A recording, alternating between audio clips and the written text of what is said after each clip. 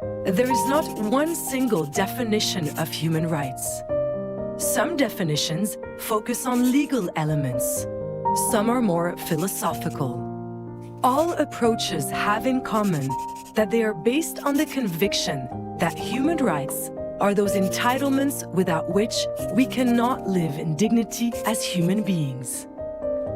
They are minimum standards empowering us to shape our lives accordingly, guaranteeing, in particular, the equality of all people, integrity of the person, privacy, personal freedoms, and fulfillment of basic existential and social needs.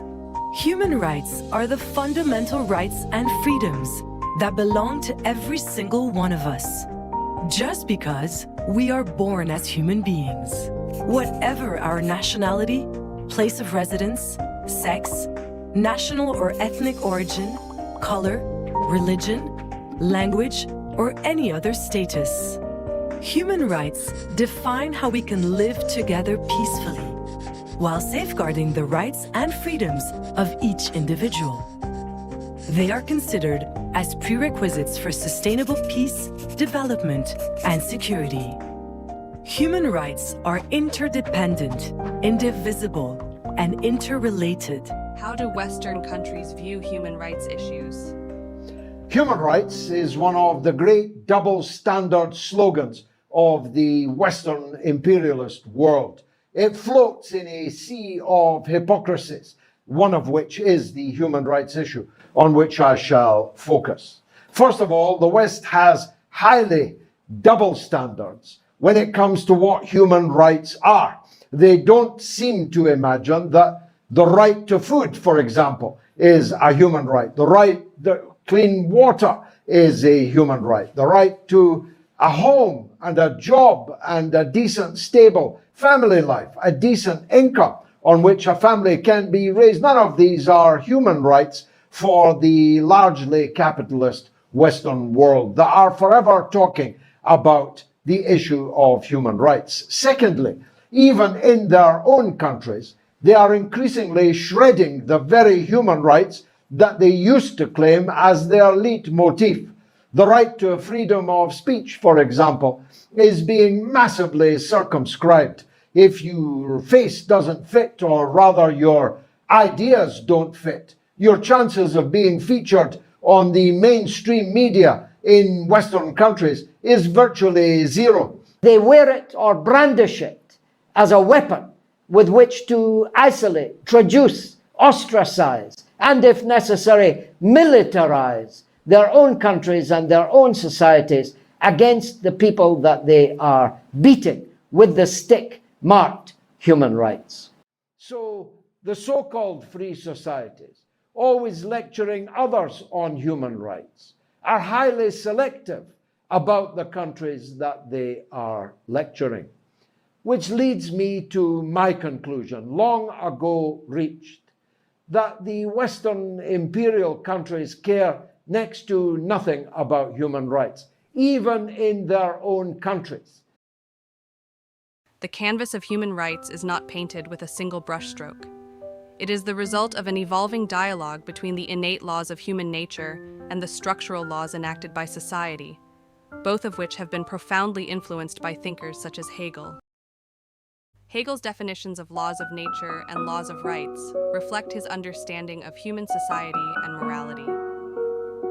For Hegel, natural law refers to the objective laws that exist in nature, which are not subject to human will and exist independently of human subjective consciousness. Such natural laws include physical laws, biological laws, etc., which describe the nature and operation of various things in nature. On the other hand, the law of legal rights refers to the legal and moral norms formed by human beings in society. These norms are different from the laws of nature, which are formed by human beings in mutual interaction and cooperation, and reflect human free will and rationality. As Hegel said, when we talk about human right, it must be based on laws of right. Natural law and the law of rights, two legal theories that occupy a central place in jurisprudence and philosophy. Natural law holds that certain rights and moral values are part of human nature, discoverable through reason and universal. They are believed to be endowed by nature or God and apply to all human beings, independent of man-made laws. For example, the rights to life, liberty, and property derive from natural law. The laws of rights, by contrast, are created by human authorities based on social needs and agreements.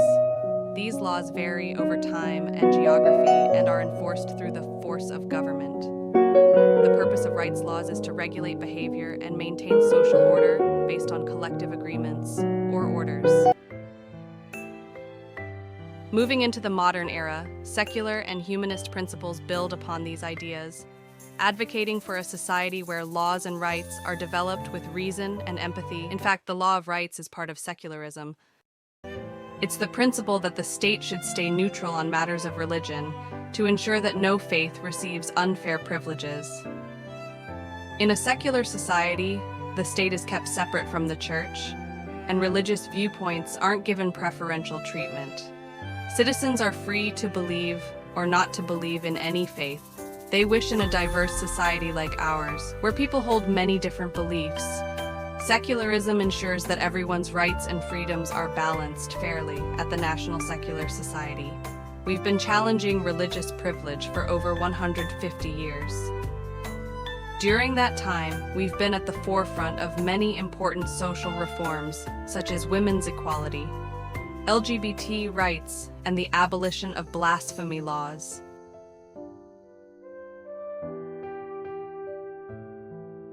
What is humanism?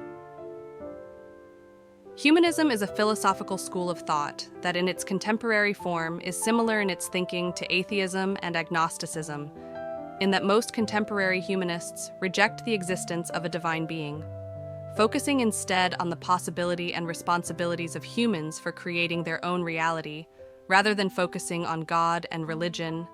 Humanists promote individual and collective well-being through exclusively natural and human means.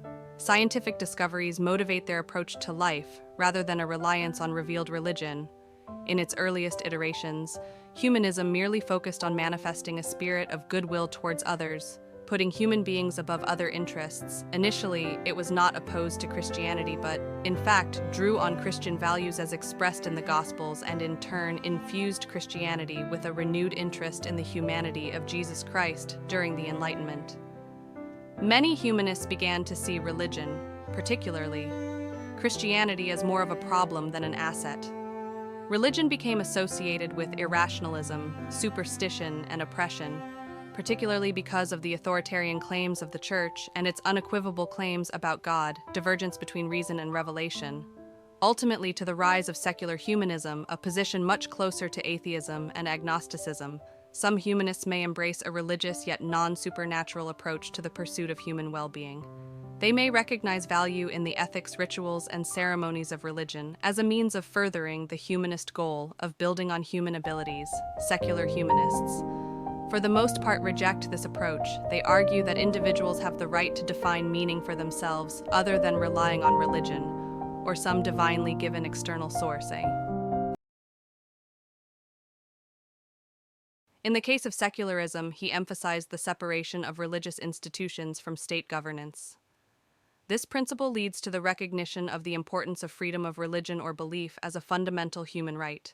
Secularism ensures that individuals are free to practice their religion or belief without discrimination or coercion by the state, thereby protecting religious minorities and promoting religious tolerance. For humanism, the inherent dignity and worth of all human beings is emphasized. It places great emphasis on individual rights and freedoms, such as the right to life, liberty, and security of the person, which underpin the modern human rights framework. Humanism also advocates equality, non-discrimination, and protection of the most vulnerable members of society, which are core principles of human rights. Secularism and humanism have played a key role in shaping modern human rights, emphasizing the importance of individual freedom, equality, and dignity. However, the rapid changes and complexities of modern society have also led to an enemy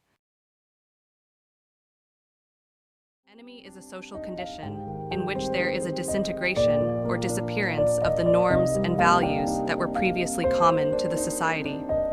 The concept thought of as non-lessness was developed by the founding sociologist Emil Durkheim. He discovered through research that enemy occurs during and follows periods of drastic and rapid changes to the social, economic, or political structures of society.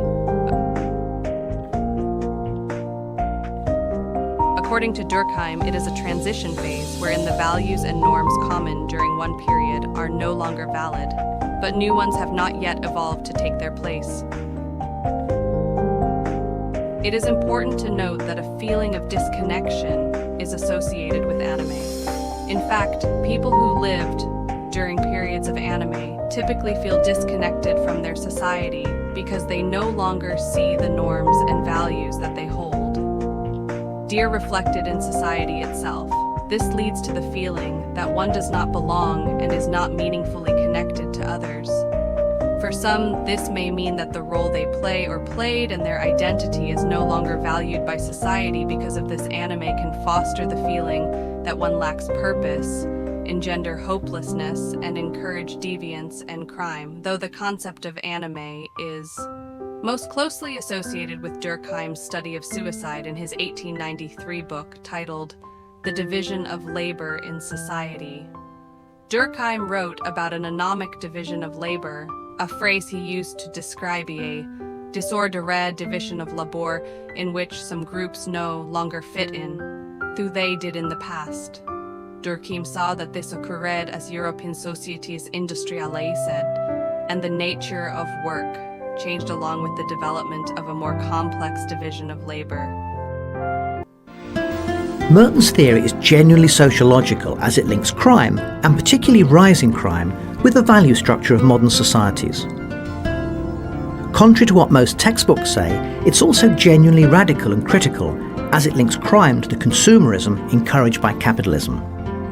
Every time you see ads encouraging us to want new things we maybe can't afford, think of Merton.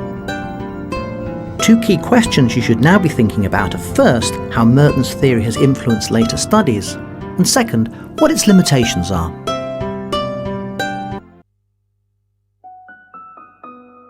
We talked about the origin of anime, but how does anime affect our human rights? The negative impact of normlessness on human rights is far-reaching and widespread.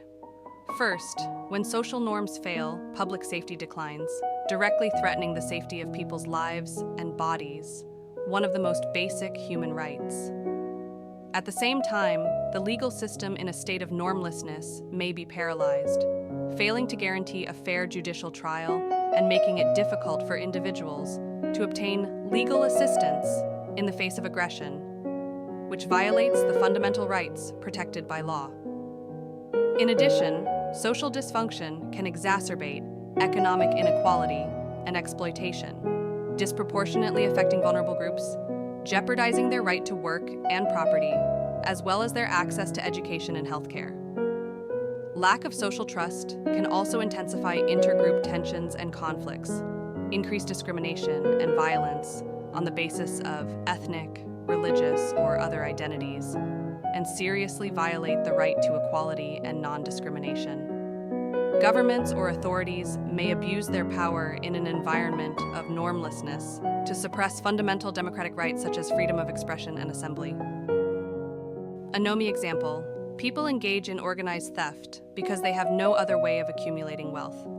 Perhaps they engage in this kind of thing because they are deeply involved in anime and believe that what they are doing is their right.